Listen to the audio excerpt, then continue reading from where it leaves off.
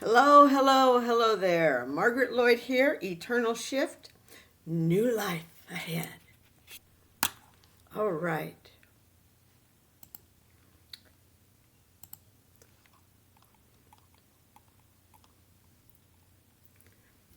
So today we're going to talk a little bit more about narcissists because there's so many around and they just like doing bad, evil things. And we have to be aware of them. Because if we're not aware of them, they'll ruin our lives. So, what does a narcissist do when no one is watching? This is from a narcissist, Mary Irazi. She's a narcissist. To give you some perspective, it's different from many other mentalities you hear and read about in the media. There's a lot of negativity attached to it because, and I'm being honest here, narcissism can give you certain tendencies. Most narcissists, herself included, may be convinced that these tendencies are completely normal and assume that everyone feels and acts the same. Not every narcissist is out to hurt you, but every narcissist suffers from what some call an empty shell. It's true that very few things give you any sort of satisfaction other than what makes you feel good at the time. Similar to psychopaths, but also different at the same time. We typically seek instant gratification in everything we do, and I think we tend to prefer it in the form of praise and appreciation. A normal, healthy person wouldn't be proud or specifically proud of some of the negative aspects of their personality.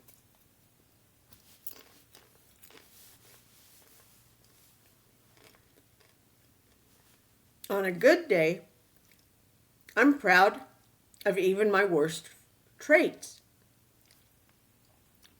I'm not ashamed of being a good liar. I'm even proud of my manipulation skills. I think I'm the best at everything I do all the time. And if you've noticed, I've started using the word I by itself a lot. I love talking about myself. Just a minute, I'll get your ball.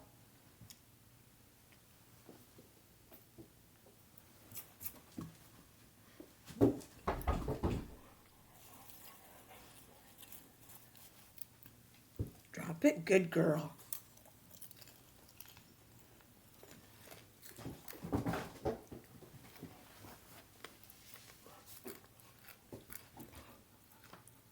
I love including my interests in as many conversations as possible. I love asserting my opinions when I feel the need to be heard. I can be a bit aggressive in doing so. I want you to see things from my perspective because I'm always right. Does that sound familiar? It does.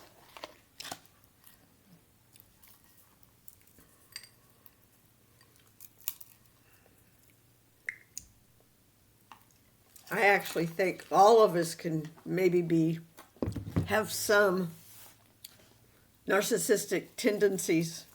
I really do. Because we all like to be appreciated.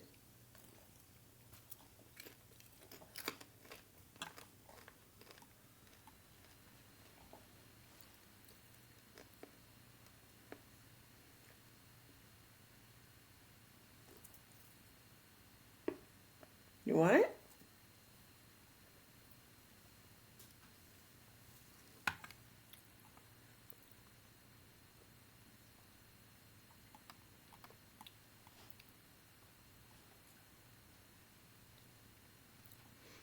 Things narcissists will never tell you about their fears. You already know all of this. Your question is about what we do when no one is looking. I'll tell you what I do when I'm not busy seeking attention or acknowledgement from others. Spoiler alert! I don't give it to myself. I don't pat myself on the back.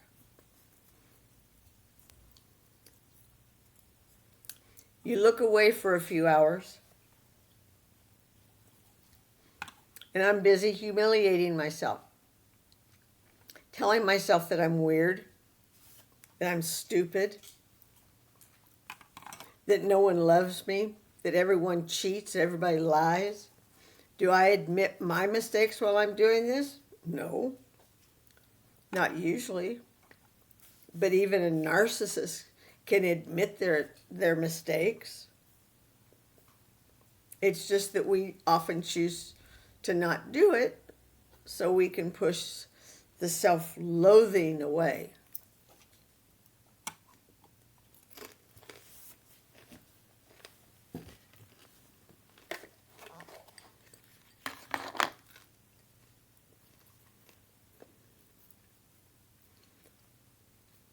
Most of my self-punishment stems from what others have said to me, how they've made me feel, what others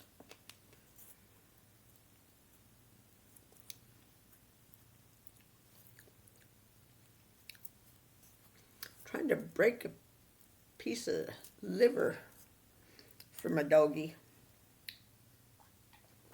Here we go.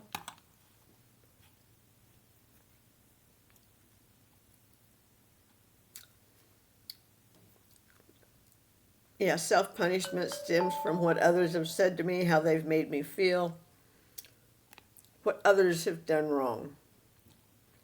I hope this clears things up from my perspective, the perspective of a narcissist.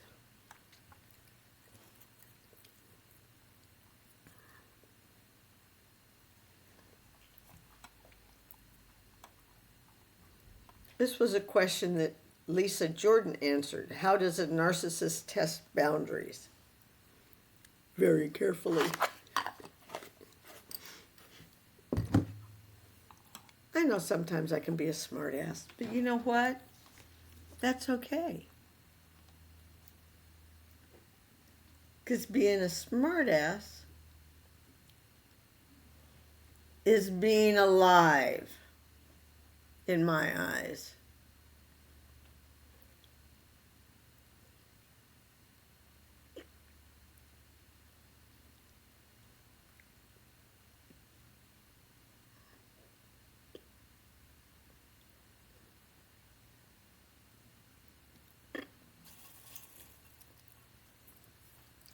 A narcissist will test your boundaries over and over and over and over and over again.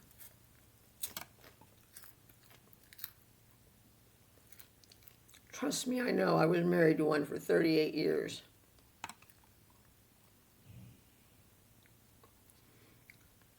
There's a couple things that happen. So here's your boundary. Narcissists will actually come up to your boundaries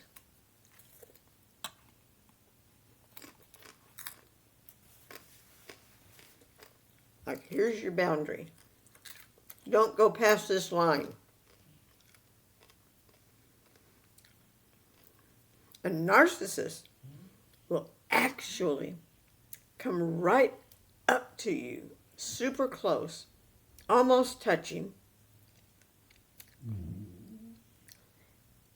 and be like, let's see what they actually do.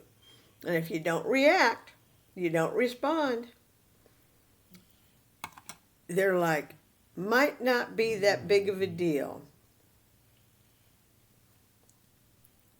Then you have a narcissist that actually just blows right through your boundary. And you're like, hey, I'd really appreciate it if you wouldn't do this. There's something I've been working on.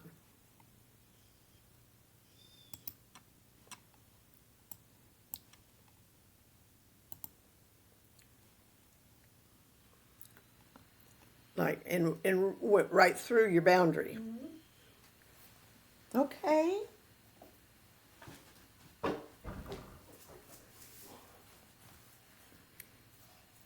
There's something I've been. Okay. Then, like, let's see how they react. Let's see how they respond. Oh, it's not that big a deal. Why are you making such a big deal of it? You're a little bit oversensitive, aren't you? And that's what a narcissist will think. Or as my narcissist used to say, defending Margaret, aren't you? Move, Snickers.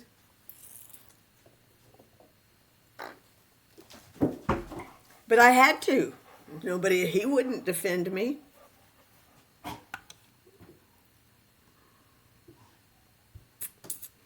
All this stuff kind of like just gaslighting and kind of putting it down, making you feel like it's not that important. And then there's also the concept that the narcissist gets you to break your own boundary. Now, this is the part where it's like the ultimate control. If the narcissist knows this is your boundary and they must move close to it, then they manipulate and twist and get you confused, and then you actually extend your boundary, or you actually say, oh, it's not that big of a deal, and they know they've got you right then and there. Because they know that at that point, they can actually get you to do whatever they want. And you will. But shouldn't. Just a minute. You gotta give Mommy time to get to the ball. Silly girl. She is. Give me the ball. Leave it. Thank you.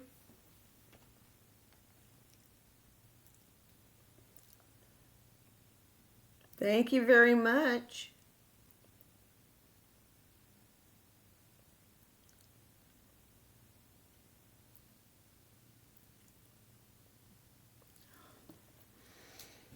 Here we go.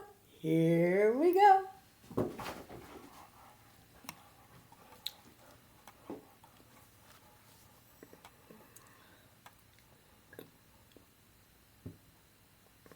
How should you react to a covert narcissist's attempt to devalue you? And they will. And they will devalue you.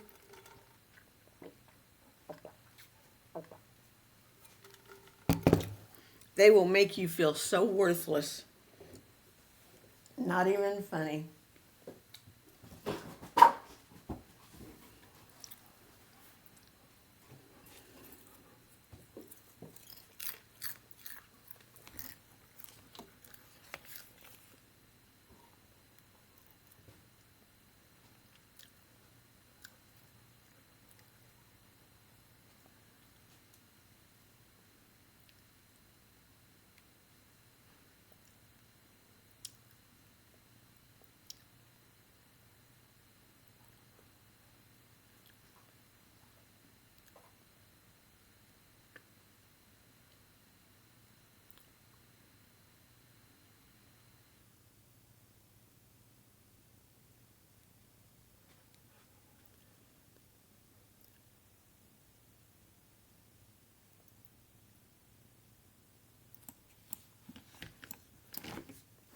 Okay.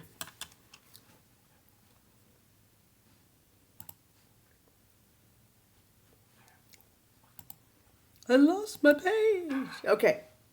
If the covert narcissist is trying to devalue you, the best response is to make their bullshit irrelevant.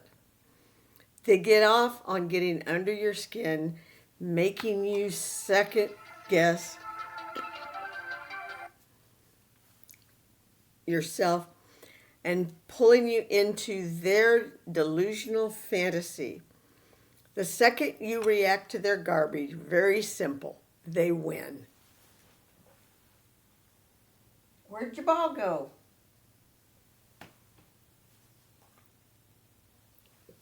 Oh, I see it.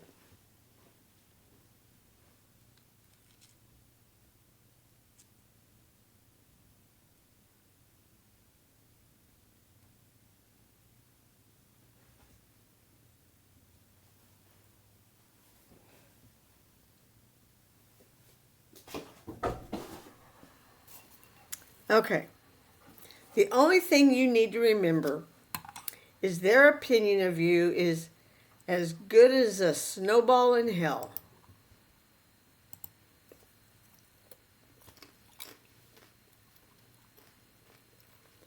If you can compose yourself and not let their opinion of you get to you, then you'll find that doing this will have a significant impact.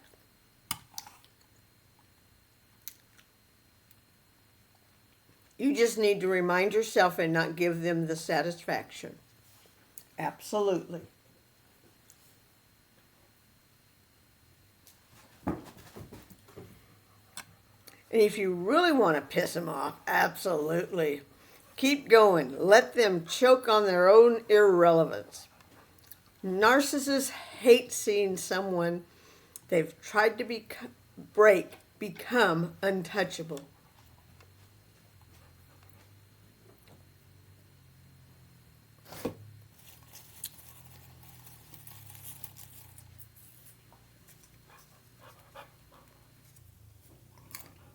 Leave it. Leave it. Leave it, baby. Leave Snickers away.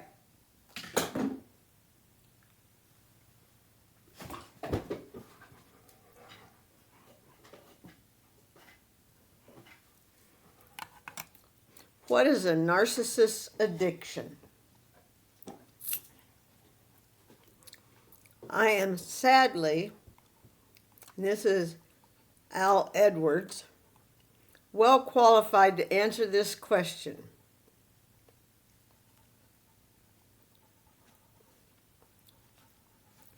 Narcissistic addiction is an overwhelming need for the good opinion of someone who knows either empathy, who knows neither empathy nor mercy, yet is skilled at reading weaknesses and asserting control over your identity, replacing your inner voice with her own or his own. Yep.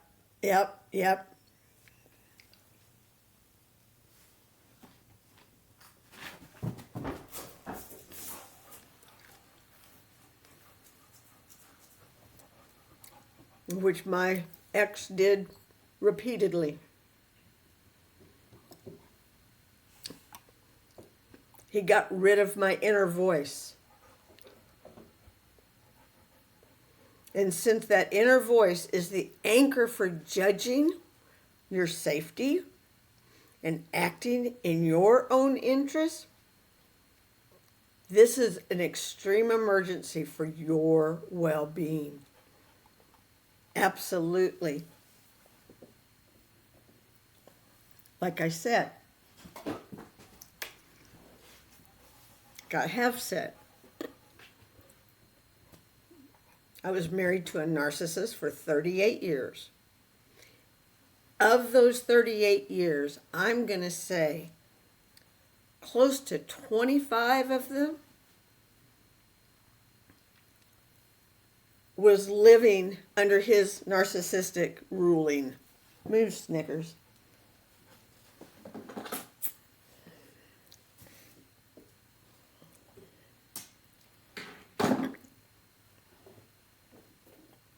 Because he started, I'm going to have to say,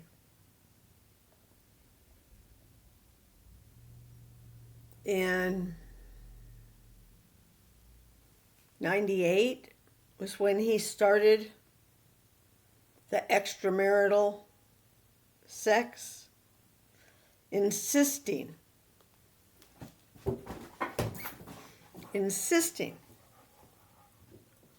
that I fuck other guys and he'd take pictures because he couldn't get his up, couldn't get his to work.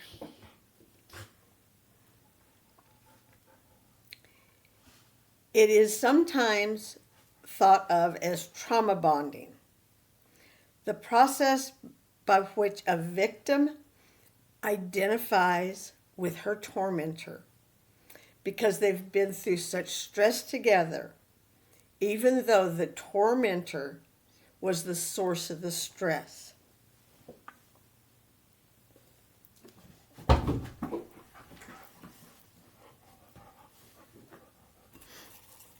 You are just so funny, girl.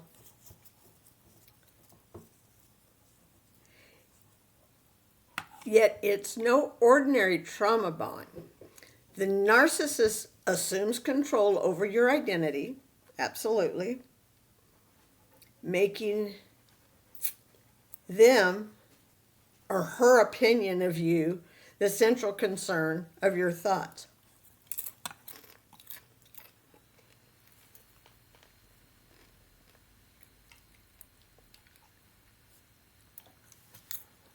This may sound to some like a religious cult. I believe it's worse than that. We are born with social attachment points through which our parents mold us in childhood.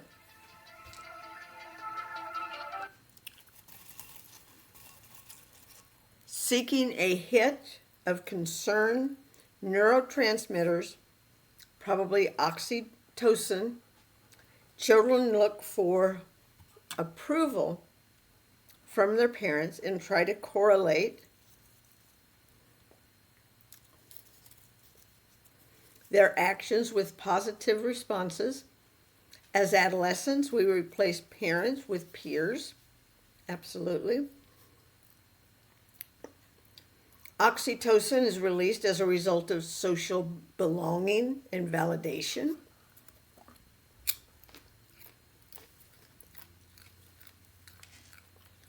The hold of peers is fortunately weaker than our parents' influence, generally speaking. But oxytocin remains a core, mild addiction into adulthood. We seek in group statuses, in our professional, personal ties through our lives. To quote the movie Revolver,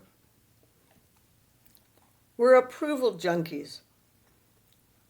We're all in it for the slap on the back and the gold watch. Absolutely. Absolutely.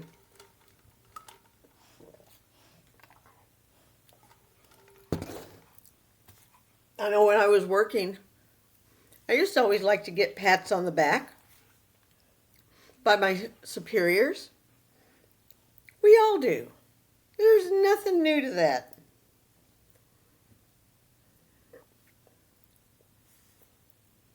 I used to be bothered by recovering alcoholics and others who have battled addiction. My attitude towards them mixed genuine sympathy with a feeling of superiority. Not just there, but for the grace of God I go. But thoughts like, how could you have ever bothered with cigarettes when the science was so clear. I remember being disgusted by drunk people when I was young. So stopping at one beer was never a problem. I patted myself on the back because whatever my ample flaws, addiction was not one of them. Sure. The oxytocin port through which our parents dispense approval is, it turns out, a major security vulnerability. Cults infiltrate our heads through that port, making the approval of the group or the guru the regulating value for dispensing that sweet, sweet neurotransmitter hit.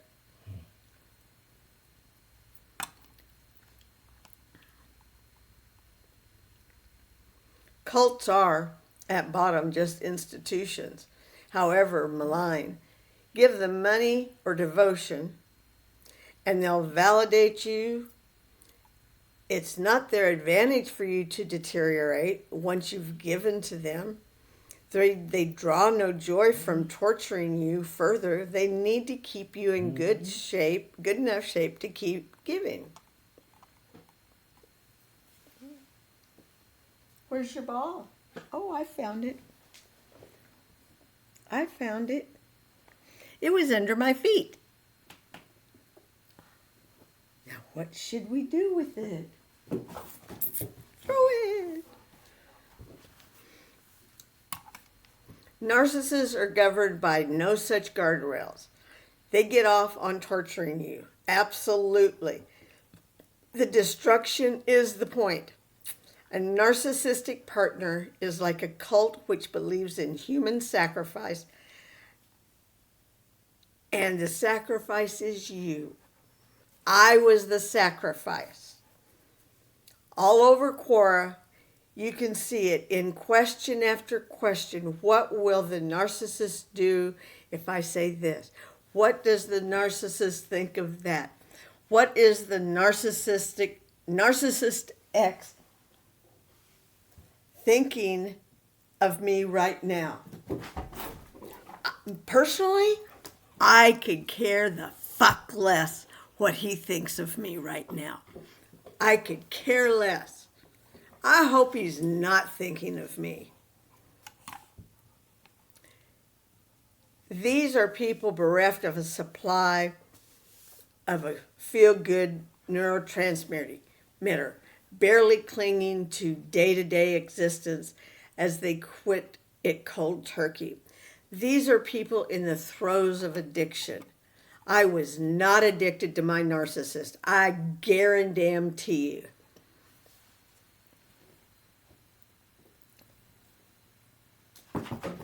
Because I'd been trying to get rid of that motherfucker for years. Trying to figure a way to get out. I knew I had to do it in a specific way to make him the bad guy. That's a bit narcissistic, I guess. But he made me that way. He did. I wasn't that way before I met him. Before I met him, I was nice, kind, loving, caring.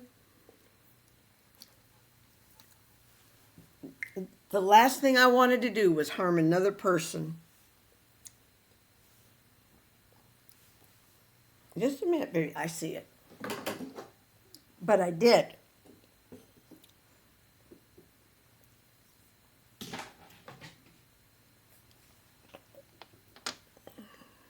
I harmed myself, my daughter, my sons, my mother by staying with him.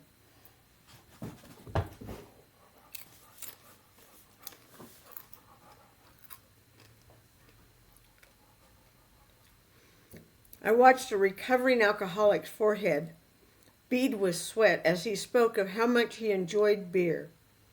Though he was 15 years sober, when I started thinking about narcissism again, Recently, thanks Cora, I thought about him and how I'm not so different. After nearly 3 decades, I have no interest in my narcissist ex, no respect for her personally, no dependence on her good opinion. I regard her as deeply disturbed, without humanity. Give it to mommy. Oh, I'll get it. Move, baby. Move, baby.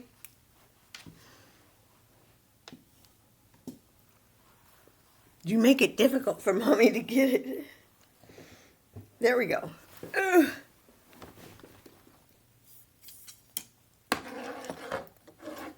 Just a minute, Snickers.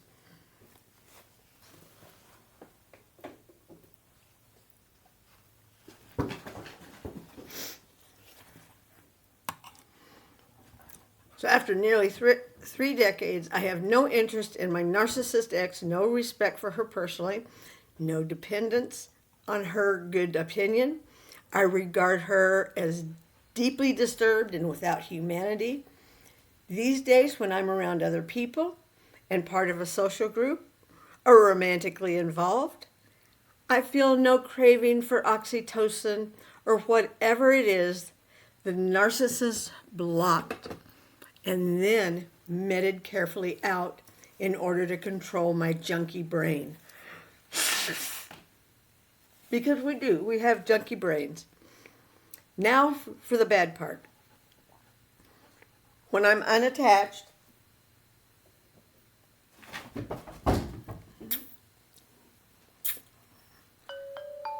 living alone, working from home, with days of solitude, it comes out of the blue. My inner voice says, too bad I'm a worthless piece of shit. If only I could be good enough for her. Then it goes quiet. A few seconds later, before I catch on to what has just happened, when I have a significant other or am socially occupied, this never happens. For some reason, my old narcissist still manifests like a phantom when I'm oxytocin deprived. My name's Al. I'm a narcoholic.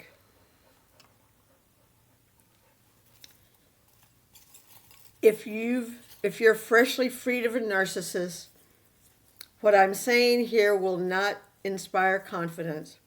Please remember that I do fairly well alone in spite of this. I am absolutely fine when I'm not alone with my thoughts for days on end. I found a quote somewhere. I can no longer dig up the source. I copied it into a journal a few months back when I first dipped my toe into the core narcissism discussion. Nobody could understand the level of the terribly psychic takeover unless you have lived it personally. I have met people 30 years later after no physical contact who still feel like the narcissist moves through daily like black icky ink. Yep. In case I've not made myself clear, if you've recently escaped one of these monsters, you need to take this matter seriously and wean yourself away from your attachment to the narcissist's approval. You're going through a full cult deprogramming. Get help now.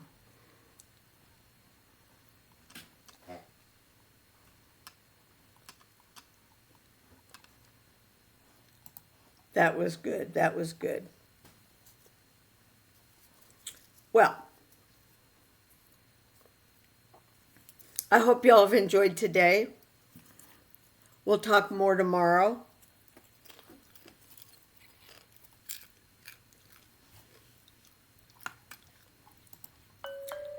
Peace, love. Don't forget to like, comment, share, subscribe.